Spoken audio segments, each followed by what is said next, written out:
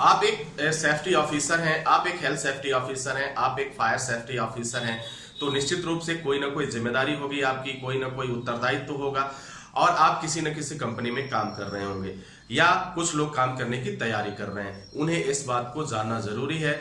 Suppose करिए कि यदि आप काम कर रहे हैं और काम करने के दौरान कोई एक्सीडेंट हो गया है, तो उसकी एक्सीडेंट की रिपोर्टिंग क्यों की जाती है और क्यों जरूरी है। आपका जो आज हमारा टॉपिक है कि एक्सीडेंट के लिए रिपोर्टिंग किया जाना, रिपोर्टिंग करना जरूरी है या नहीं। क्या बगैर रिपोर्टिंग के काम चल सकता है, क्या जरूरी है, क्यों जरूरी है, अगर जरूरी है तो क्यों जरूरी है, आज हम इस बात पे चर्चा करेंगे। डियर स्टूडेंट्स, आपको मैं ये बताता चलूं कि सेफ्टी ऑफिसर कभी भी ओरल वो बिलीव नहीं करता है, वह हमेशा रिटेन में बिलीव करता है। जो कुछ भी हो रहा है या जो कुछ भी हुआ है वह हमेशा रिटेन में देखना चाहता है, रिटेन में समझना चाहता है, रिटेन में बात करना चाहता है। उसके लिए कोई भी चीज ओरल की बात नहीं आती है या कुछ ऐसी हवा हवाई वाली बात नहीं होती है। हम उसी पे बिलीव करते हैं जो हमारे पास रिटेन होता है, जो हमारे पास चीजें होती हैं। अगर वो चीज नहीं है तो फिर हम कभी उस पर बिलीव नहीं कर सकते, ना ही वो हमारे लिए किसी काम का है। तो आज हम चर्चा करेंगे कि एक्सीडेंट के लिए जो रिपोर्ट है, रिपोर्टिंग है, वह बेहद ही जरूरी है। क्यों जरूरी है, सबसे पहले हम जान लेते हैं। सबसे पहला जो कारण आता है कि सुरक्षा के दृष्टिकोण से या फॉर सेफ्टी के लिए कि फ्यूचर में इस तरह की घटना न हो, उसके लिए हम और उचित कंट्रोल मेजर या फिर वही कोई आवश्यक कदम उठा पाए, इसलिए यह जरूरी होता है।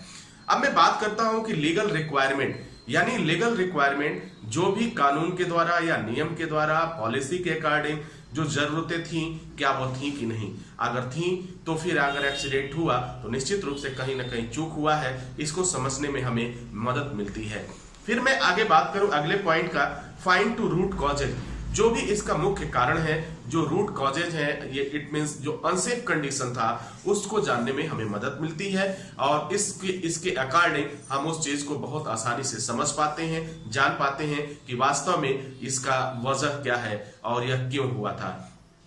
आगे मैं बात करूं तो requirement the management system, requirement the management system, यानी जो मैनेजमेंट सिस्टम है वो उनको जरूरत, क्या क्या जरूरतें थी और उन्होंने पूरा नहीं किया था, तो इस बात की भी जानकारी मिल जाती है। हमें एक्यूरेट स्टैटिक मेंटेनेंस के बारे में पता चल जाता है कि क्या वहां पे मेंटेनेंस का जो प्रोसीजर है, मेंटेनेंस का टास्क है, वो अप्रोप्रिएट था कि नहीं था। यदि था तो फिर अगर ये एक्सीडेंट हुआ तो निश्चित रूप से कहीं ना कहीं किसी से चूक हुई है या कोई चीज समझने में हमसे भूल हो गई है। आगे की मैं बात करूं एप्रोप्रिएट सेफ्टी फॉर फ्यूचर, यानी जो भी सेफ्टी है, सेफ्टी प्रोसीजर है, भविष्य में इस तरह की घटना न हो और उसके लिए हम उचित कदम उठा सके, इसलिए किसी भी एक्सीडेंट का रिपोर्टिंग करना बहुत ही जरूरी है और उनका रिकॉर्ड रखना भी जरूरी है।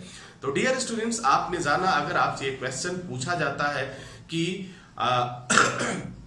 रिपोर्ट के लिए, एक्सीडेंट रिपोर्ट की रिपोर्टिंग जरूरी क्यों है, तो आपका सीधा सा जवाब होता है कि सेफ्टी के लिए। सबसे मुख्य कारण जो होता है वो सेफ्टी के लिए, कि हम आगे इस तरह की गलती ना करें। फिर इन्वेस्टिगेशन में हमें सपोर्ट करना होता है, इन्वेस्टिगेशन में हमें पता चलता है और यह जो रिपोर्ट होता है वो हमें बताने में मदद करती है कि वास्तव में आपने कहाँ गलती किया था और किस चीज की इंप्रूवमेंट की जरूरत है। तो आई होप कि आप इस चीज को समझ पा रहे होंगे। इसी के साथ इजाजत चाहेंगे, नेक्स्ट वीडियो में हम पुनः हाजिर होंगे। तब तक के लिए जय हिंद, जय भारत।